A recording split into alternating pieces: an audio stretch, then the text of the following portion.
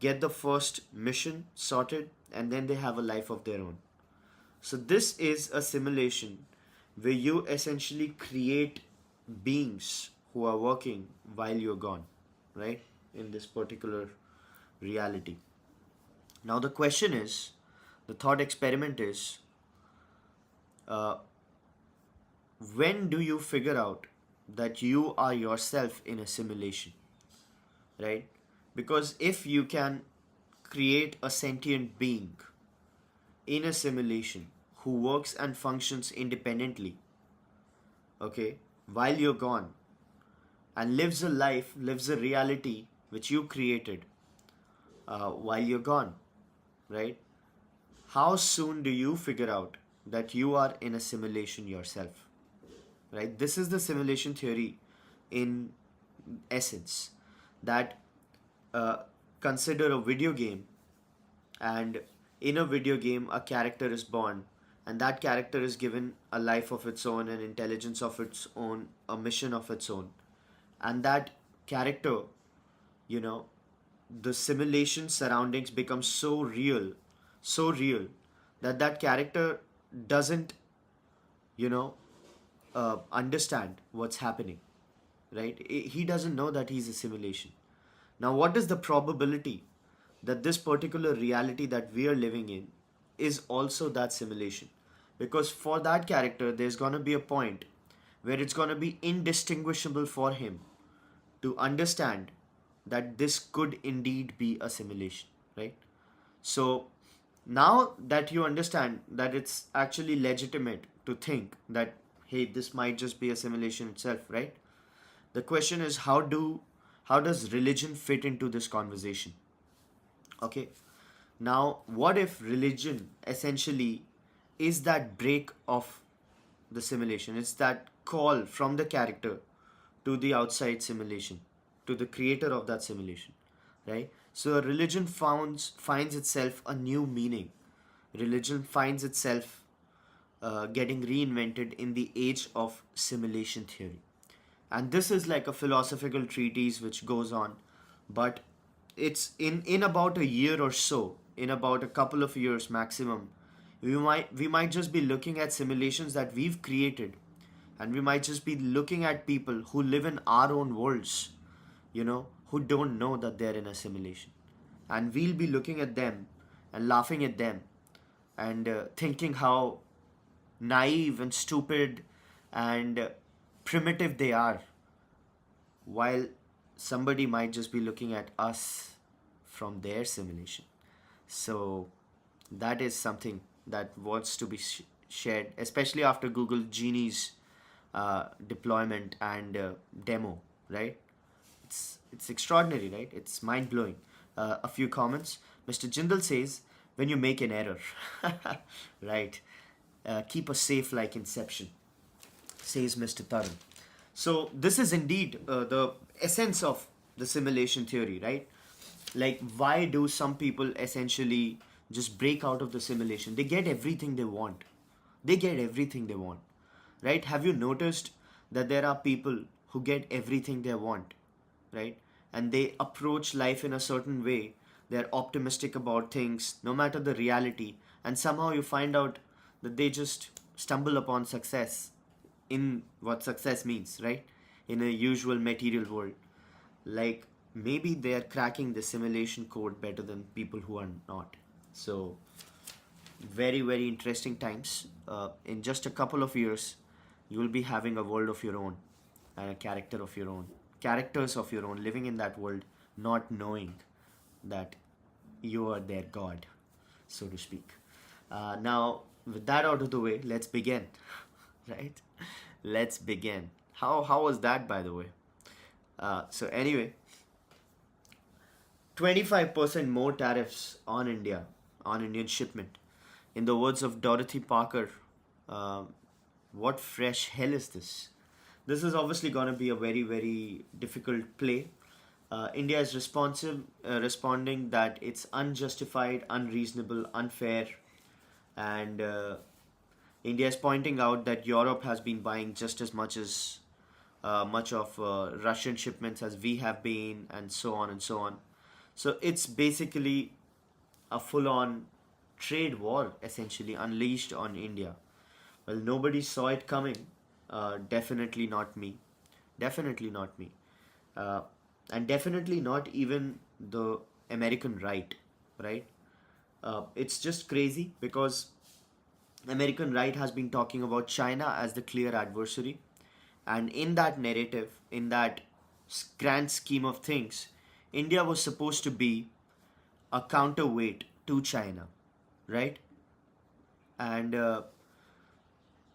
but where does this leave India essentially? With $100 billion trade partnership going for a toss, with all the tariffs and so on, and people are responding to these tariffs in a very interesting way, in very interesting ways. Mr. Tarun says Trump was also asked if US imports from Russia, and he said, I'll have to check it out. Yeah, so US imports a few things from Russia, and if you look at that scale, it's some $4.5 billion, some very rare minerals or something of that sort. It's $4.5 billion, so it's nothing, maybe even less.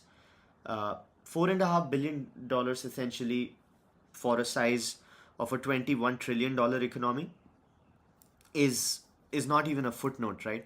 So it might just get missed somewhere there. However, he did say that he's going to have it checked out. But the point is, it doesn't matter what happens with Europe, and the biggest elephant in the room is Europe, right? European Union has been buying like 70 billion worth of Russian stuff, energy and all, right? What happens to that? So that uh, it doesn't matter the whataboutery, that what about it wouldn't matter. Now the situation is what happens to India, right? Now the prediction that we had been anchored on, I had been anchored on, was that this stops as soon as the war stops. But when does the war stop, right? Also, when you talk about war, Witkoff, the American representative, actually met Mr. Putin. And I say they've made great progress. Trump says they've made great progress, and Russia says the dialogue will be on. So when you say the dialogue will be on, you essentially mean that it's an ongoing thing. So, right, Mr. Karthik says, no, Nishant, fertilizers come into EU for US and get packed. Big billions worth as there is no other source. Good goose should be good for gander. Good for goose should be good for gander, Mr. Menon says.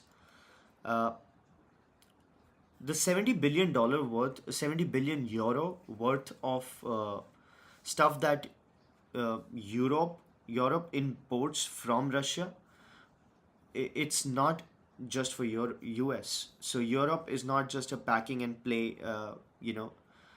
It's not basically a conduit for Russian supplies to US. A lot of it is used by Europe as well.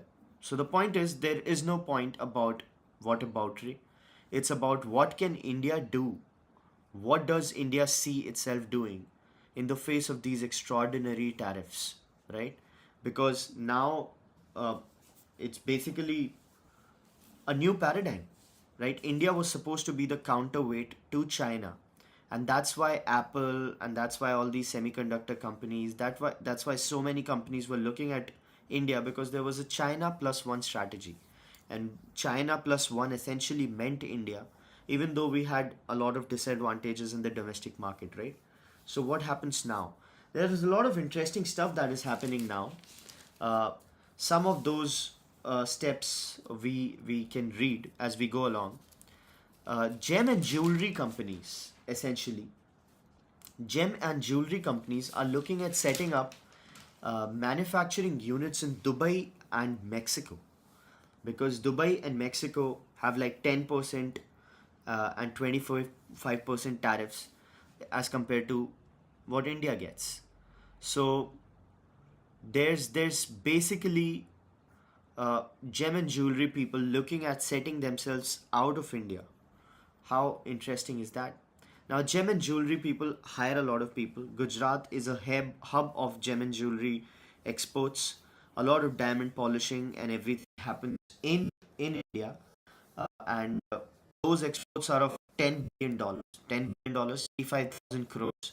So you can imagine that industry essentially looking at moving out of India, right? Just because of tariffs. That is one. Then there's textile traders set to put US orders on hold, losing out to Bangladesh, Vietnam, Cambodia, which have lower duties. Now, this is again an $11 billion industry, just the US exports. So, US in all imports some 89, 88, 89, $90 billion worth of stuff from India, right? And 10 billion is gem and jewelry, 10 billion is textile, and a lot of it is 20 billion worth of stuff is some smartphone manufacturing, which is yet not under the tariff rule. So about half of it is doesn't come under the tariff play, right? Some 45 billion or so. But the rest 45 billion, which is 10 billion is textile, 10 billion is gem and jewelry, and so on and so forth. That's pretty screwed, right? Mr. Tarun says Surat is gonna be screwed if that happens. You're absolutely right. Surat is gonna get screwed if that happens. Then there's seafood industry, the shrimps and fish and so on. 20 million shrimp farmers and people employed in industry to be affected. Indonesia, Vietnam face 19 and 20% tariffs. So there's 2.5 billion, almost 3 billion worth of seafood exports of US to US from India, right? So pharma, as Mr. Menon is saying, pharma has to be given an exception right now, clearly using tariff to muscle about. But they are also on alert because this is essentially, this is a slippery slope. It can go either way because India is not relenting. By the way, India is very clear that it's gonna buy Russian oil, no matter what. So with India also clear on its stance and US sort of muscling about, as Mr. Menon says, uh, what do we do? What do we do? Right? This is pretty weird and interesting and sad, to be honest, because this derails a lot of plans. How does it derail a lot of plans? Because a lot of investments were coming to India solely because we had a tariff advantage over China. So we were very happy when these tariffs were applied at China, on China, because we were the beneficiaries of them, right? And a lot of companies actually helped India out, like Apple, one of them, a lot of semiconductor players, and so on and so forth. But now that all that uh, the tables have turned, we become victims of this situation, right? So auto component parts, steel, everything. Auto components is barely a $2 billion industry, 7 billion in total exports. Steel is some 7 billion, where you have steel 5 billion and aluminium 1 billion. So you're looking at a lot of exports essentially getting absolutely ruined, right? Because of the unfavorable tariff situation. So, what do you do in this case is the question, which brings us to a prediction that we made, right? Right? We said that RBI is not gonna look at rate cut, and RBI just had a press meet yesterday, and they're not looking at a rate cut. So, you remember, viewers of Thinkers Frequency would remember how we talked about uh, 16 economists getting polled on where this was gonna go. Is RBI gonna reduce rates further, or is RBI gonna keep them unchanged? Now, 12 of them said that it's gonna keep them unchanged, and 4 of them said that it's gonna reduce them further. However, one of those 4 was the economist who actually predicted the first rate reduction exactly well, right? And so we were confused, like, oh, is this guy a contrarian? Is this guy does this guy know better? But then we also talked about the basketball fallacy, where we said that just because somebody's shooting three pointers, you start thinking that they will also shoot the next three pointer, and that's where the fallacy lies. And he's now proven wrong. So we saw it coming. We said with inflation showing signs of revival, there's no chance that RBI would be looking at a rate cut, which is exactly what has happened. RBI is keeping it unchanged to 5.5%, and it's going to look at it later, much later. So, in the midst of all of this, uh, India is essentially looking at renewing its focus, changing its focus to literally find out different ways to navigate through these tough waters. Now, the situation is absolutely, let's say, weird because India is an especially difficult place to do business, right? India is a very, very difficult place to do business. We are culturally difficult. We are bureaucratically very, very difficult. Our law and order isn't that tight. So we have a lot of problems. But at least the economics was going right because the world was itself ganging up against China, right? And for right reasons. So the world was willing to sort of tolerate the problems India has and go forward, right? And now those problems haven't gone away. Like that law and order situation is still the same. The bureaucracy is still the same. The cultural issues are still the same. And then we are not in an economically favorable position. So what happens to the money that's going to come to India, right? That is a very big question.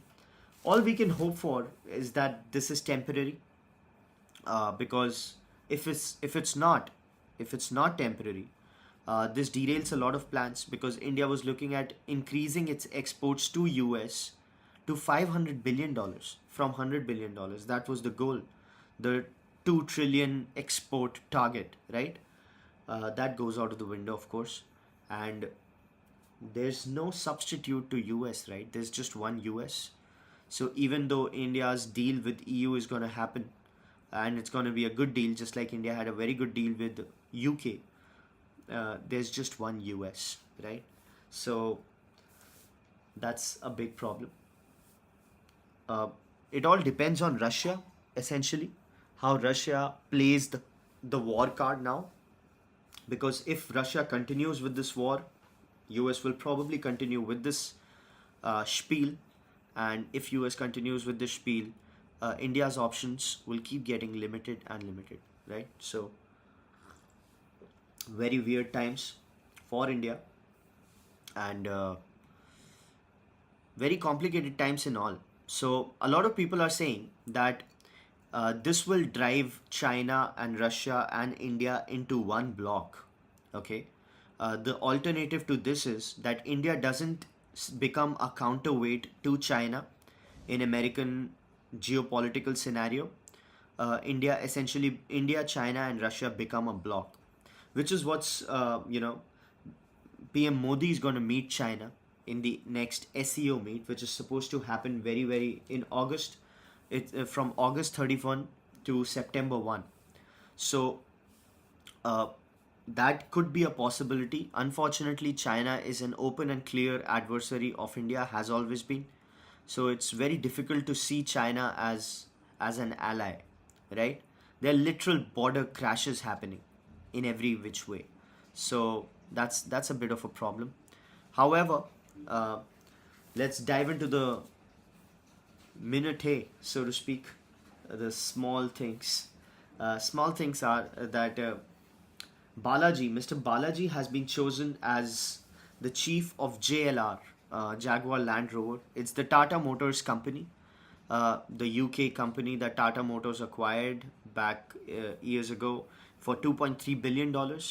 Now, uh, the new CEO is trying to. He was a CFO earlier, so tighter operational discipline, revile leadership mindset to make it less insular.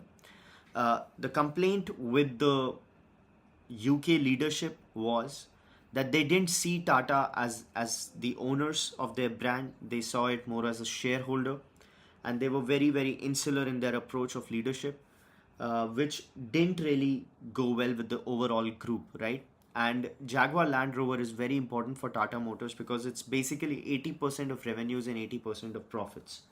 Okay, 70%, 71% of revenue and 79% of operating profit. of Tata Motors comes from JLR. And what happens to JLR is essentially what happens to Tata Motors, right? The Indian market doesn't matter as much because JLR is the money making machine, right? 79% of operating profits, 71% of overall revenue. And JLR has been facing a lot of headwinds. You know those headwinds, right? You know what JLR must be facing as far as the headwinds are considered. Of course, we've talked about this a lot. There's obviously China. There's the electric vehicle shift. There's the falling market, essentially the declining market in Europe, and so on and so on. And also the EV shift, which JLR and other companies had been planning, has not really worked out in their favor as much because uh, the growth in EVs have been slowing down, which is very, very weird, right? Which is very awkward. So JLR is going to get a new CEO, an Indian CEO, an ex CFO, and they want to see themselves branding in a different way and basically managing their numbers. So the person is said to be a numbers guy. Moving on, companies see a brand new world in real estate. Growing suite of companies looking to check into India's nascent branded residence market. So India's real estate is looking. It has had many revolutions, right? There was the open uh, plotted lands getting cut. Then there was the apartment complexes that were getting built, that are still getting built. And the third avatar of the real estate industry is essentially branded residence market, right? Branded residence. So if you go to Rishikesh, you have branded residence of Aloha, and a lot of real estate developers developing their own branded residence play. So that is seeing a lot of money.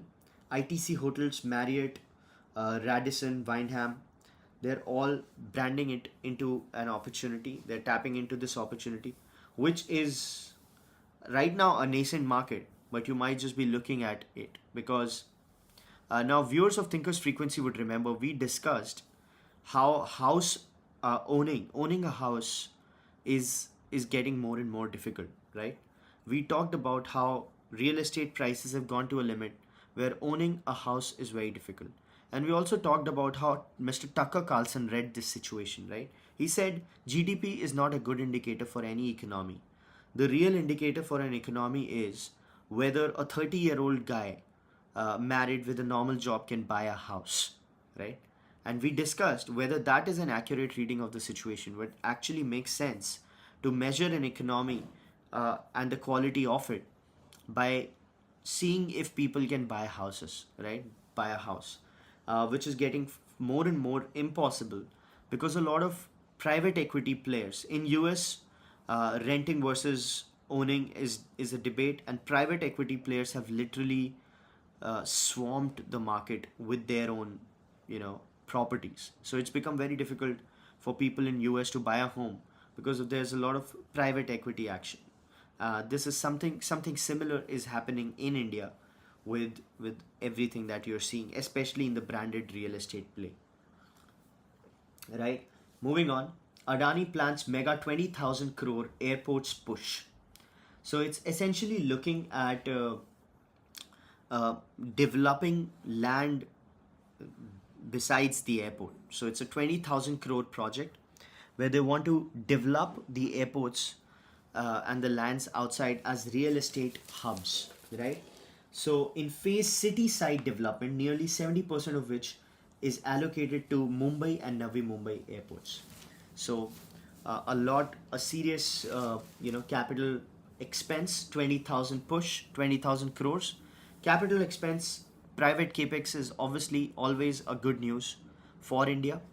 It's always a beautiful news for the country because more private capex means more opportunities, more jobs, more prospects for the future in general. So that's what's happening with Adani. And there's a company called Darwin Box, which is a VC funded, new age startup in software, essentially software products, not services. They are getting a $50 million secondary deal where Canada Pension Fund, the Ontario Teachers Pension (OTPP), is buying a $50 million stake. The company is getting valued at $1 billion. There's always a lot of money in B2B SaaS, right? So that's going on. Moving on.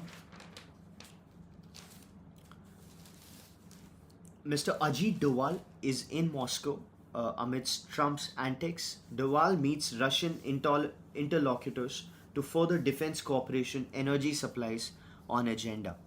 So India is clearly not bowing down to US pressure. It's looking at solidifying, or let's say recalibrating the whole Russian defense purchases and also energy purchases. So, which is pretty weird.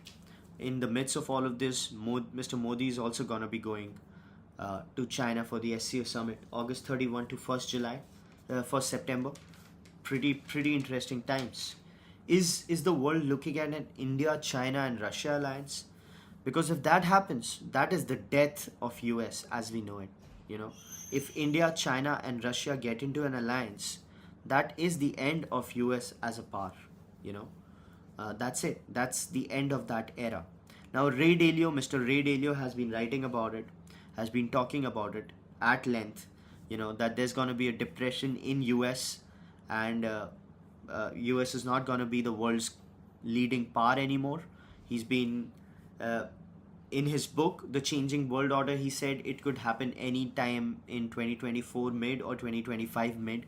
So what he said, the timeline has already crossed, but it hasn't happened. But if India, China, and Russia can look eye to eye, it's the end of the US hegemony as we know it. So very interesting times. However, the problem is that India will have very limited leverage in this particular block, right? Because China controls everything. Russia is a fading power. Then India will be a junior partner situation as far as this block is considered, which is not good for business, which is not good for economy, and which is definitely not good for the nation's sovereignty and safety. So that's going on. Moving on. Indian VC startups heading out to ride UAE's big tech wave. So Indian VCs are going to UAE to raise money, to essentially, find out not just startups but also raise money and bringing them to invest in India, and also investing in overseas play. So a very good book to read about UAE's and Saudi Arabia's push into the startup ecosystem is The Money Trap by Mr. Alok Sama. Now, Alok Sama sir and I had a conversation. It's out there. It's a 1 hour long conversation where we talked about his book, The Money Trap. He was the CFO of SoftBank. He worked directly with Masayoshi Son, the founder of SoftBank, and he essentially, was the president and CFO of SoftBank. So worked with Nikesh Arora sir as well, who's the world's highest paid executive right now, Palo Alto Networks. Palo Alto, whatever. Palo Alto Networks. So that's a very good book to understand how Saudi Arabia has been trying, and UAE have been trying to deleverage themselves from the oil economy, right? And very interesting stories there. We talked a lot about this, won't repeat them. However, it's something that you could refer. Yeah. Mr. Tarun has a comment.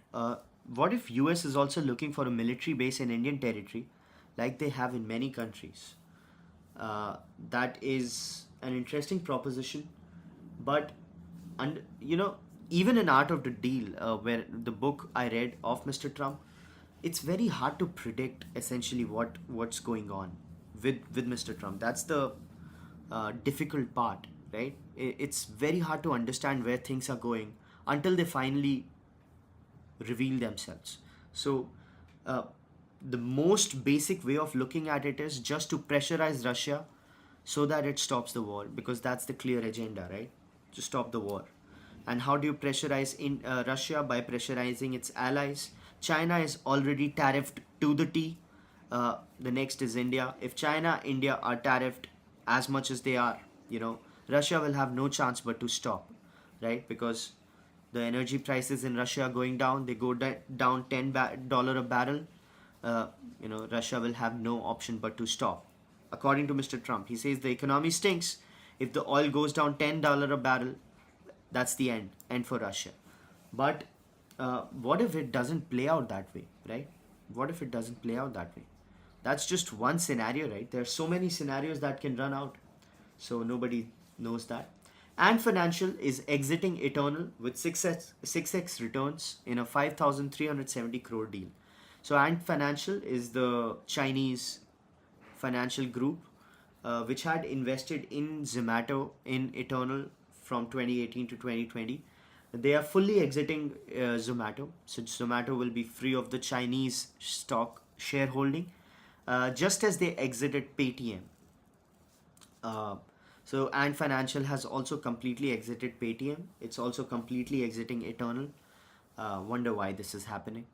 Uh, Eternal, it makes sense. It makes financial sense to move out of the company because it's like a $32 billion company right now, 3 lakh crore company, $32 billion. So that's a very, very, how far do you go from $32 billion, right? With food delivery slowing and let's say quick commerce not exactly clear. So it can go either way. And the investment that you had made years ago is showing a 5x, 6x return.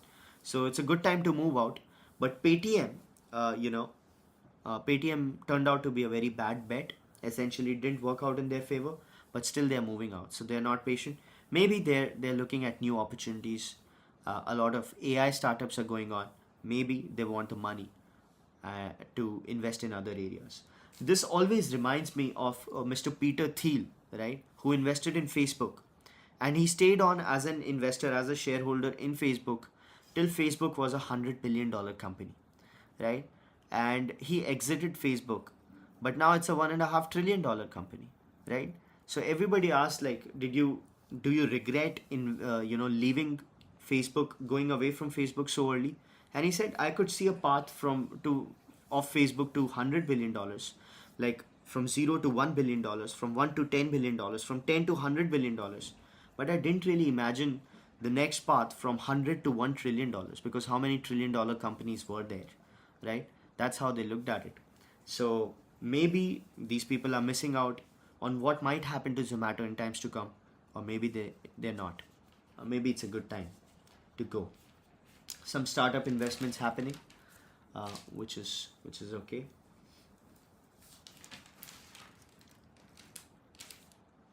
Telcos for SIM binding OTT apps to curb frauds.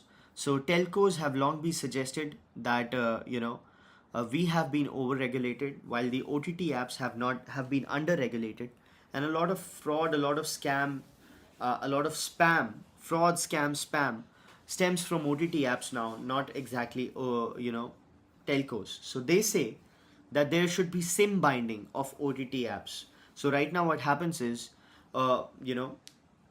OTTs use the telcos for OTPs, right? For authentication. However, even if you remove that SIM, it can still work, right? So that gives OTTs some leverage or some leeway, not leverage, leeway to operate independent of the SIM, right? Which leads to a lot of spam, scam, and fraud, right? Because then you're free from the device essentially. Now, what these telcos are saying, there's a federation of telco with 3 players, Airtel, Jio, and Vodafone, of course. They're saying that you should bind it to the SIM cards so that that fraud can be tracked. Because if the SIM card is out, you won't know what that device did as far as calls and other communication is considered. So if some fraud happens, there will be no way to track it and no way to find out more about it, right? Because OTTs they can go the VPN route and so on and so forth, right? So this looks like a way for them to offer a solution to the fraud problem, but this is also a very good business proposition, right? Because it lead to more action on the SIM cards. Because if the fraudster's intention is to essentially use OTT as a medium, ditching the SIM cards, like marrying SIM cards with OTT, might just be good for telcos. even if the fraud doesn't get curbed. So good news for that. Speaking of something that we've been able to predict, you know, very well. Hero, it's not a good time for Hero Group. Hero Group showed a marginal profit uptick, barely nothing, but a 6% decline as far as the net revenue is considered. So Hero Motorcorp has been a net negative revenue. The revenue growth has slowed down, which is a big news, right? Hero Motorcorp has been struggling. The stock is down year on year by like 14-15%. Hero Motorcorp's also is facing a lot of problems with the newfound regulations that are supposed to be coming. So we know about the government wanting to, give uh, users two helmets with every bike purchase, and also the anti-lock braking system, right? And that is being mandated to all bikes and all two-wheelers essentially, which is bad news for Hero because Hero is under the 150 segment. That's where the economy bikes is the Hero's mainstay, and that sort of hits the margins of that company. But forget about the margin. Even the revenue has declined. Now, this is again a good time to ask a question that we always ask: is Hero problem heroes alone, or is it a larger economy? Right? Now that could be a question, but Bajaj results are also up, and Bajaj says that their net is up 5%, and their revenue has also jumped about 6%. So Bajaj is essentially, yeah, net profit 5% up, and uh, net revenue also up by, one second, I'm missing out that number. Speaking of net revenue, Bajaj is also entering the three-wheeler segment. It says that current three-wheeler segment is fragmented, and it has players who are essentially using lead acid batteries, and we are very well positioned to take on that market. So they are moving forward with the three-wheeler play, but I just want to confirm the revenue growth of Bajaj. Mm-hmm. Mm-hmm. Okay.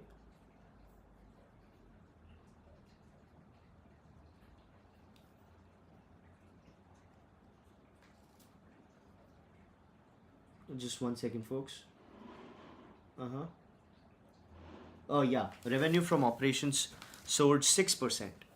So uh, the question whether heroes' problems are heroes alone, or is it the larger market which is playing spoil sport?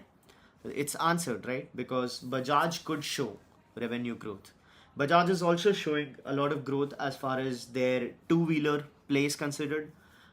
It's essentially number one, number two right now. Bajaj, TVS, Heroes, Vida hasn't really taken, uh, you know, uh, a space in the market. However, Hero is the 40% stakeholder of Ather, and Ather is inching forward. So maybe Hero has some bets aligned as far as Ather is considered. But overall, the company is in worry. The company is in deep trouble, right? Deep trouble. Not many people say that, but Hero Motocorp is essentially, indeed, in deep trouble. Uh, you should know. So moving on, uh, Mr. Governor, RBI's governor, has some statements. No worries over credit demand growth. He says just what we said in a couple of days ago, or probably yesterday, that the numbers, the lending numbers, or the PMIs, the monthly numbers, they should not be looked at in such a microscopic way. You should have a macro view of these things where you're observing them for, let's say, a couple of years, to see an overall trend. That's what Mr. Governor says. He says that it's not a problem. The credit demand growth is not a real worry right now, even though it seems like it has declined. So the total numbers seem very, very complicated. Uh, Overall credit growth has continued to moderate in June, with non-food credit growth easing to 9.3, down from 17.3, right? 17.3%, a significant drop. The latest sectoral data also showed the mortgage growth slowed down to 9.6 from 18.2 a year ago, and so on and so forth. But Mr. Governor says it may have moderated somehow, but these are to be expected. Overall housing credit is 14% as we speak, which is very good, which is more than our average credit growth of 10%.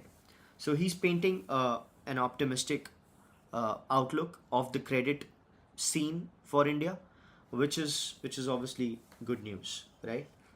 Which is obviously good news. So reports of curbs of weekly options expiry speculative. Tilt towards equity, a healthy trend in savings. So RBI governor has also said that people not keeping the money in savings and instead going to equities is actually a pretty healthy thing, because it's part of, and I quote, nation building, which is so true. Which is so true, right?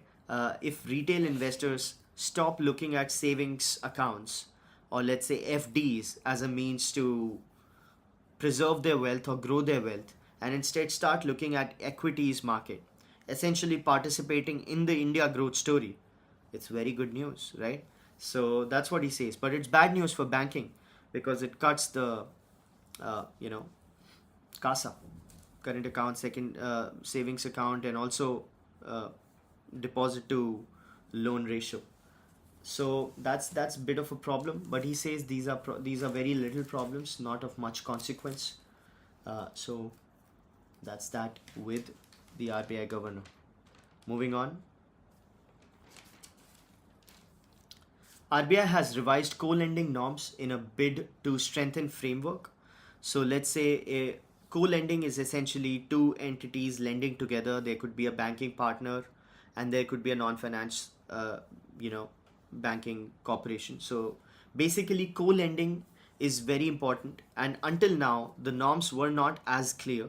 But now RBI has set the record straight on how this co-lending is supposed to be happening, and how it's supposed to go inside the books, how it's supposed to be reported as the book in the books of both of those organizations, how it's supposed to be essentially, those agreements are to be drafted, and so on and so forth. So a lot of complicated frameworks have been set, which have sort of simplified uh, the existing regulation, or let's say, if not simplified, they've clarified, right?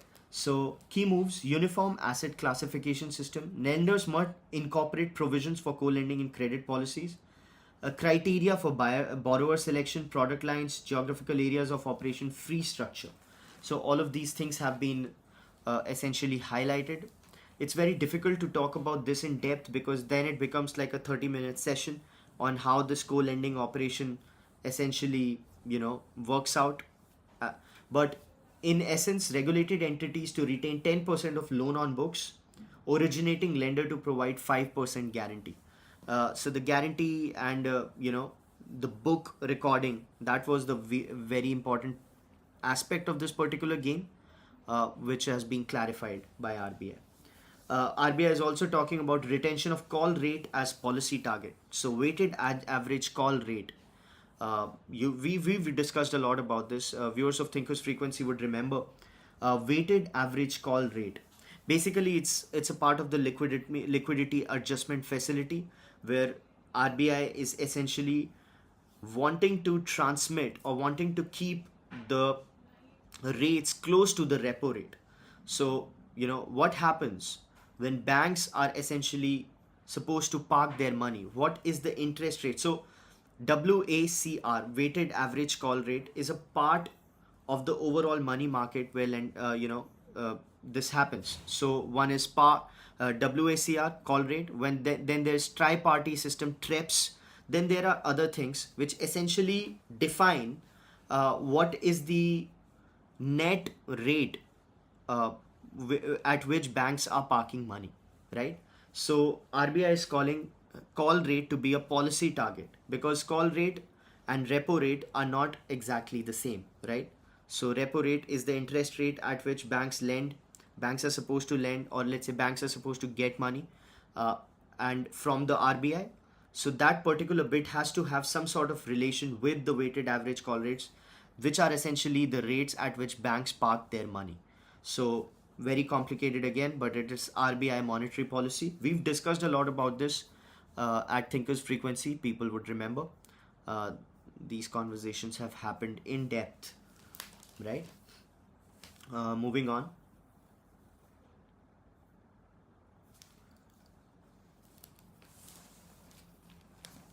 A tribunal ruling jolts returning NRIs. Now, this is an interesting story.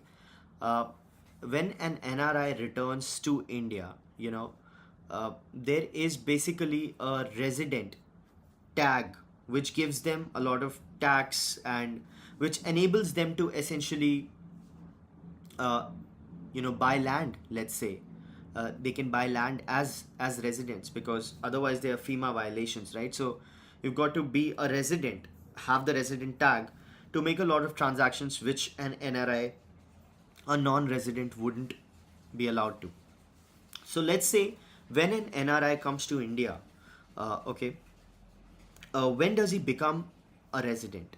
Now, according to the current norms, there 182 days. You've got to be living in the country for over 182 days to be qualified as a resident, right?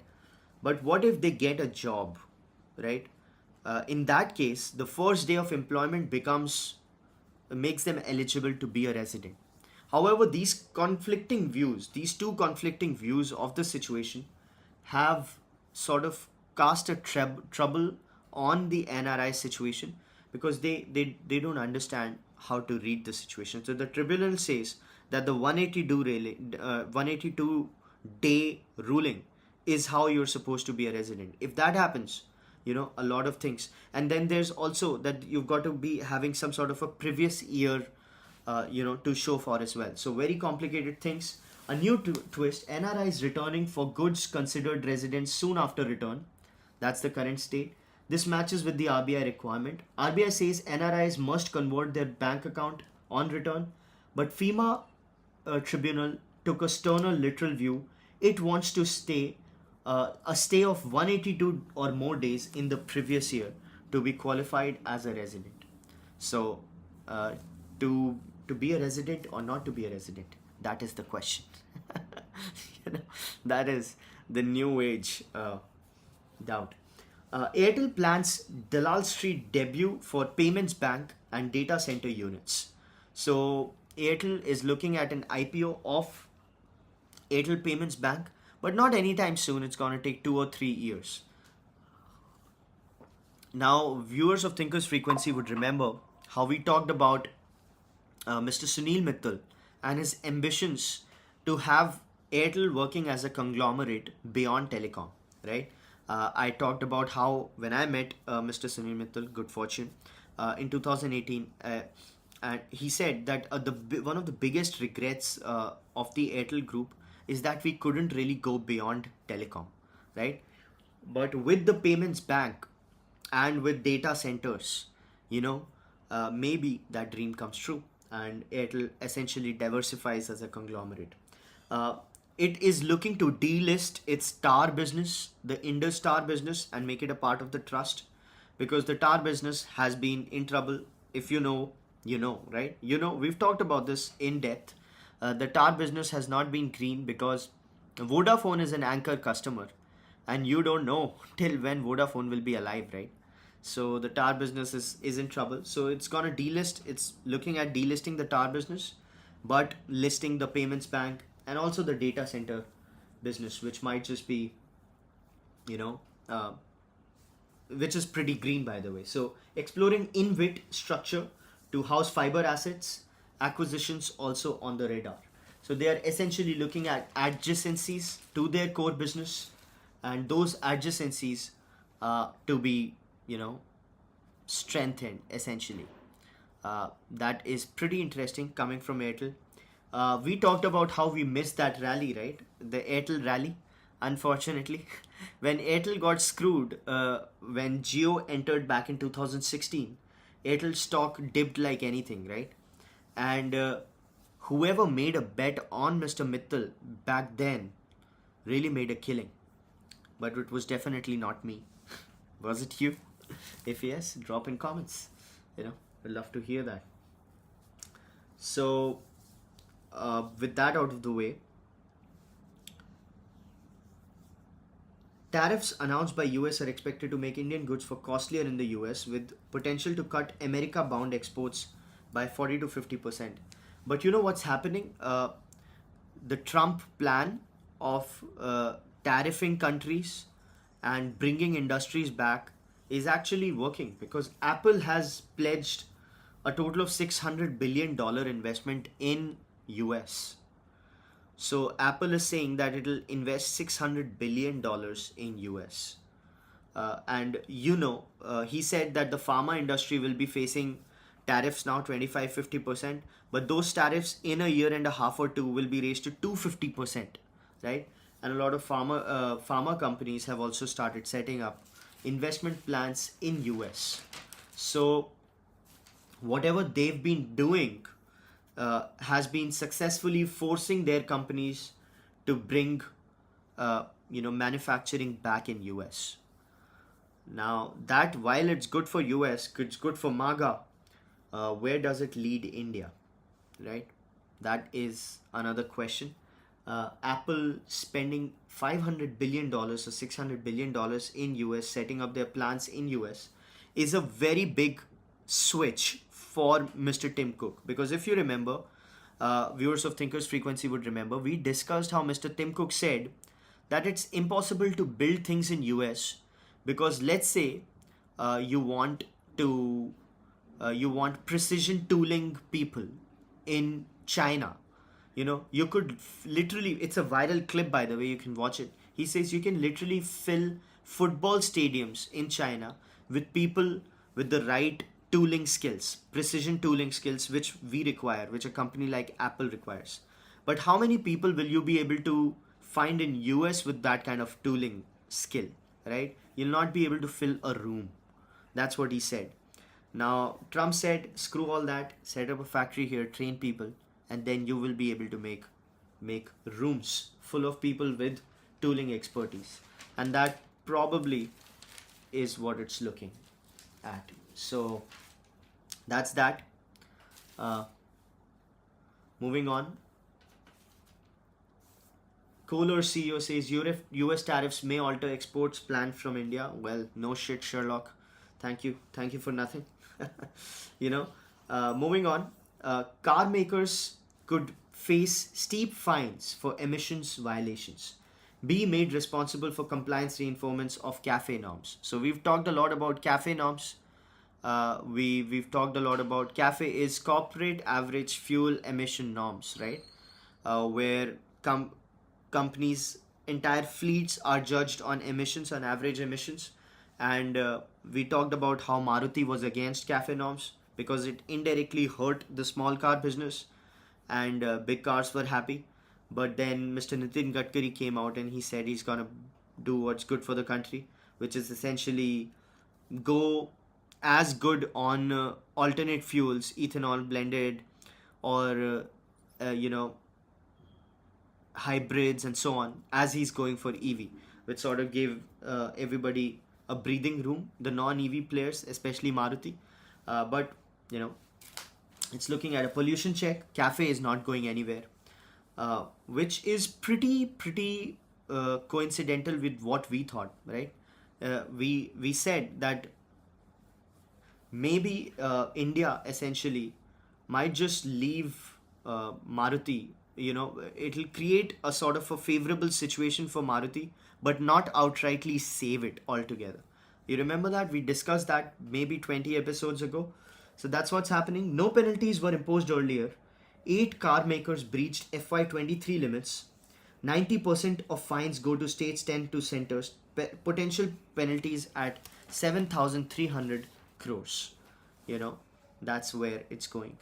As far as food service industry, Jubilant Foodworks has put off price hikes to protect its market share. It's the market leader essentially in the pizza business. They say they sell 500,000 pizzas every day, which is awesome. They are not really hiking price, which means that there is price elasticity, right? They don't have a lot of room to change prices, which means bad news for Jubilant, right? Which means bad news for the stock as well. So let's note that down. Let's see where it happens, right? Even though it's a market leader, it can't go bad because it's essentially representing the Indian QSR industry. But if there is no elasticity as far as prices are considered, inelasticity, it basically means something wrong, right? Moving on, MCD's McDonald's returns to sales growth with budget meals in promotion, right? International markets led companies' growth while US was slightly ahead of expectations, and as Americans spent more per trip. So McDonald's is back in the fray, which is fine, which is great, which is awesome.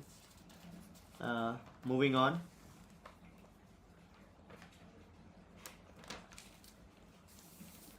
Apple to invest $100 billion in manufacturing in US. 2025 pledge stands at $600 billion, as we discussed.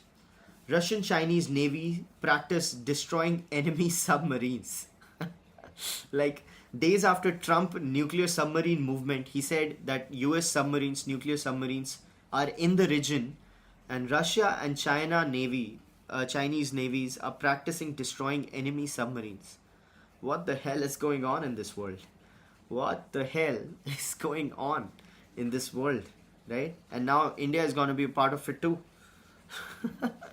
Honda's US sales rise, but tariffs eats into profits. Honda's profit in the last quarter was half of what it was a year earlier, as companies auto were hit by 25% tariffs on vehicle exports to United States. So this essentially means that even with the sales rise, the tariffs are hurting a company like Honda. What happens next? Can you guess what happens next? Can you guess what happens next? When Honda figures out that the tariffs are eating into profits, despite the sales rise, what do you see happening next? Can you think about it? It means that Honda will also be looking, no, not price hikes. It means that Honda might also be considering investing in US in a way to avoid the tariffs, right? Which is exactly what the plan was. Not good for Japan, not good for anybody else, but it is what it is. So that is essentially what's happening around the world right now. A lot of action on tariffs, a lot of action on the trade activity, a lot of worries for India short term, hopefully short term, but if this persists, mid-term and long term as well. Bad news for whoever is exporting, bad news for IT, good news for people who are dependent on the domestic market, good news for people who are making in India, for India, but troubled times in the simulation, right? But since it's a simulation, and now that we've established that it is a simulation, let's not worry about it. How does that sound? Let's not worry about it. Yeah, don't think about it. There was this movie which said, Donnie Brasco, right? Donnie Brasco had a scene where Johnny Depp was talking, and he says, "What does forget about?" Forget about it. It's like, forget about it. What does forget about it mean? He says, forget about it could be anything, right? It could be a way to avoid problems, like forget about it. It could be a way to dismiss somebody, like forget about it. It could be so on and so forth, right? So let's just forget about it since we are in a simulation. Mr. Tarun has some comments. I think you can remove Thinker's frequency line from the title of the video. Just keep episode number and daily discussions on business and finance, because you already have Thinker's viewers frequency written in thumbnail, which makes it repetitive for new viewer and YouTube. And also, if you would flip or rearrange the paragraph and description, one being starting with. Just a suggestion though, keep up the good work, man, says Mr. Tarun. Well, thank you so much. Thank you. And keep up the good work to you as well, Mr. Tarun, and everybody who watches regularly. What I've realized is, that after doing this for like 74th day now, the level of understanding of things is just extraordinary, right? Like, nothing I read on the internet really surprises me anymore. Anybody who says I write an insight on internet and then I read an insight, it's a joke, right? It's a total joke. So you're like way ahead of we become way ahead of everybody as far as the whole, as we reference it, right? The margin call scene, that why I make the big bucks. It's because I can see the music playing a day, a week, and a month from now, which is awesome, right? And we've seen that working out so well in the financial markets as well. So it's been a profitable activity in every way possible. And thank you for that, Mr. Tarun. And you know it's just beautiful how we've been benefiting from it. Thank God for the idea of Thinker's Frequency. Thank God for Scott Adams, sir, for inspiring me to do it. With that, I'll come to the end of the 74th episode of Thinker's Frequency, our daily mental workout, our daily dose of insights and analysis, which don't lead to paralysis right before we punch in. It's 9:14. We ought to go. I wish you a beautiful day, personally and professionally. I'll see you tomorrow, same place, same time, hopefully. I'll be early tomorrow. I'll be at dot 8 tomorrow. That's the goal. Today I was late. I'm sorry about that. The laptop update thing. But it was lovely talking to you all. Mr. Jindal, Mr. Tarun, Mr. Karthik Menon, and everybody else who watched. See you tomorrow. Bye-bye.